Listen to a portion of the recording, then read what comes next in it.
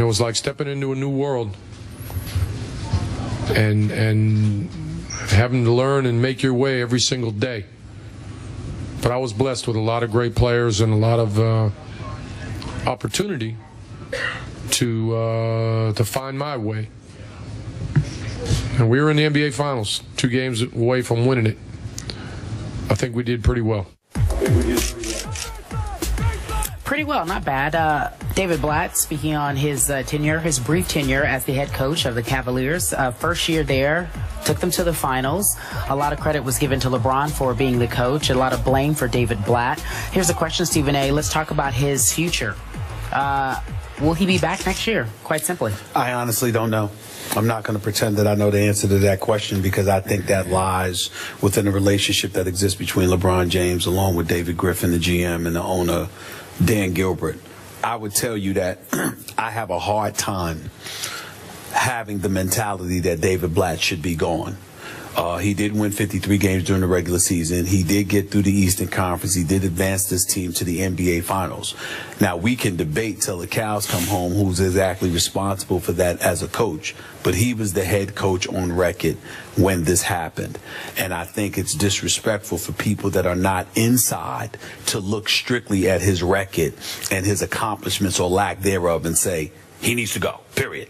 Now, having said all of that, if people are basing their feelings about that on the relationship with LeBron, how receptive LeBron is to his coaching, etc., then that's a different animal altogether. Because if there's one player in this league that has the right to sit there and say, there's a coach I don't want to play for, it's LeBron James. He's earned it. And he knows the game of basketball. And if he has an issue with you, then it's an issue.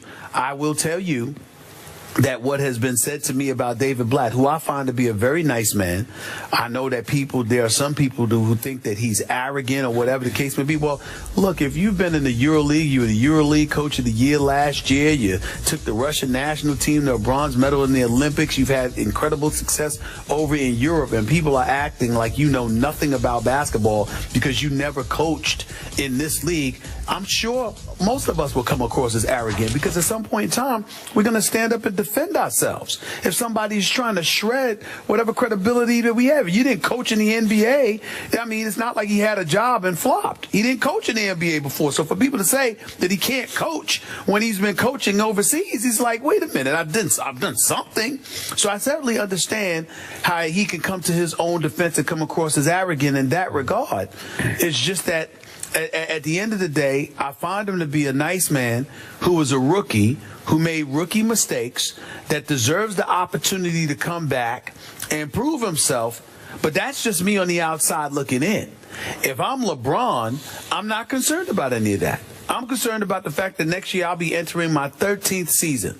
And does this particular coach give me the best chance to win? And if the answer is no to that question, then LeBron James has every right to sit there and say, we need to move in a different direction because I don't have but so much time. That's the best way I can answer that question. So, gut feeling, just flat out guess. What's your best guess? If I had to guess, I would guess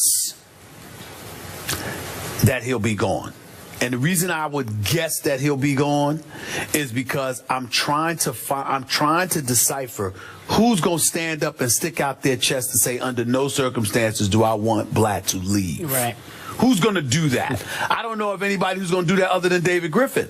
And to this city, no disrespect, because I like David Griffin. I think he's done a good job as the general manager. But he don't matter to these people ahead of LeBron James. So it's really all about LeBron James and what LeBron James wants. And what LeBron James is going to have to accept is that whatever happens to David Blatt, it's going to be perceived as being okayed by LeBron James. Whether he stays or goes, there's no way that people are going to believe that it happened against LeBron James' will. Yep. My gut feeling, David Blatt will not be back next year. Just observing it mostly from TV, I found body language of this team tune this man out for the most part. Huddles between quarters. Yes.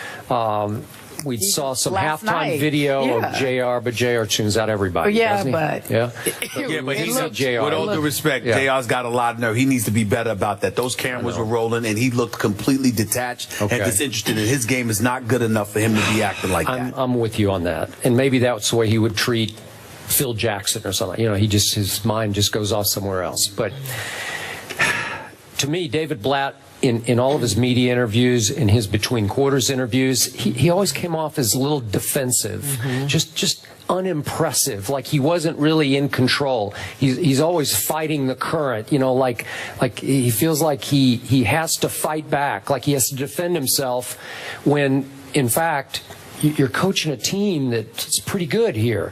And he didn't seem in command of it. He didn't seem confident in his role. Like even last night, he's saying, well, I had to try to figure it out on the fly.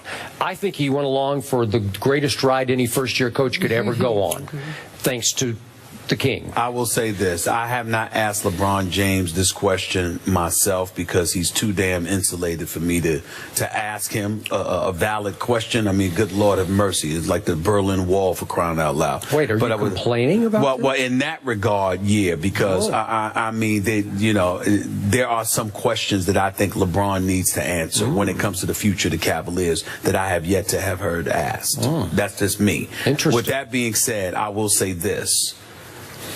I spoke to one particular member of the Cavaliers organization that said something to me less than 2 weeks ago. And I asked a question because I had heard John Barry talking about, he was calling the game on radio for ESPN, and he's right there courtside, and he's noticing that LeBron wouldn't even look at Blatt. And so I asked somebody, what's up with that? And their exact words to me, LeBron is class personified, man. LeBron ain't trying to hurt nobody. LeBron knows a man's got a family and he's got a career and all of that other stuff. It's just very, very difficult to support somebody who doesn't have a clue. That's what they said. Now, they said that. LeBron did not say that. They said that. But nevertheless, that's the feeling you get from time to time watching Blatt when he communicates with these players. And fair or not, that's the perception. And I feel bad for him if it's false, because it's a perception that's out there about him. All right, look, would you rather lose in the finals or make the playoffs, guys? That's the question. Would you rather lose in the finals or make the playoffs? Or not make the playoffs? LeBron answered that question after the break. We'll talk about it in just a few moments. First Take is presented by Bass Pro Shops. Your adventure starts here. And in part by True Biotics, a daily probiotic from the nutrition experts at One A Day. All right, according to the Westgate Superbook, Las Vegas Superbook, Cleveland favorites. So here's the question. Will we be back here next year, Skip Bayless?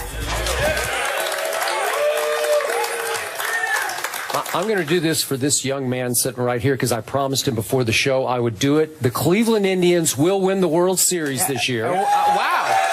And we will be back here next year. Thank you very much for coming. Stephen A., will we be back here next year? I believe so. I believe so because I believe with Anderson Varejao coming back healthy, I think you will retain Miles Cobb and Tristan Thompson, and I think Kyrie Irving will be back healthy, and look out. But I will say this. It will be very interesting if D. Wade stays in Miami. Because if he stays in Miami, you've got D. Wade with Goran Dragic, with Hassan Whiteside, a healthy Chris Bosh and Luol Deng, and Pat Riley will do something else to tweak that roster. It can get very interesting next season. I have two things to say. For the folks in the Bay, thank you so much. Yes. We appreciate you at Lake Chalet along Lake Merritt. For the folks here at the Music Box Super Club, thank you so much for having us. We appreciate you. First Take enjoyed our time on the finals. It was the NBA Finals 2015. It's a wrap. It's in the books. We're back in Bristol. It's all said and done. Golden State Warriors are the 2015 NBA champions. However, the fans in Cleveland still came out. We appreciate them. We don't have too many friends, but we still have some friends here. Good for them. Good sports. We like to say again, congratulations to Golden State, and obviously congratulations to the Cleveland Cavaliers for making it this far. Today, obviously, on the show, we will discuss all things finals related, how the series went. We'll get their takes. Obviously, we'll hear from you two at home. My name's Carrie Champion. That's Skip Bayless, and that's Stephen A. Smith. This is First Take. Thank you guys for joining us. Gentlemen, would you like to say anything? I want to give an ovation to everybody who came today. Thank you very much.